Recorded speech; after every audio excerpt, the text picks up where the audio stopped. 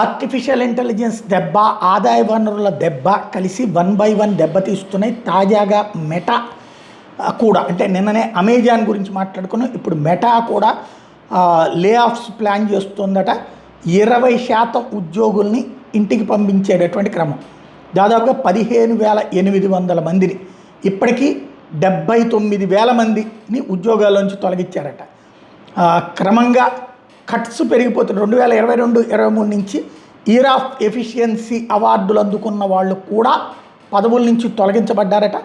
క్రమక్రమంగా ఉద్యోగాల తొలగింపు, ప్రపంచవ్యాప్తంగా లక్షల జీతాలు, ఏడాది లెక్క చూస్తే కోట్లలో జీతాలు తీసుకుంటున్నటువంటి అనేక మంది ఇప్పుడు ఉద్యోగాలు కోల్పోయేటటువంటి పరిస్థితుల్లో కొత్తగా ఉద్యోగాలు మళ్ళీ ఆ రేంజ్లో వచ్చే అవకాశాలు లేకపోవడంతో సఫర్ అవ్వాల్సినటువంటి పరిస్థితి అయితే వస్తోంది.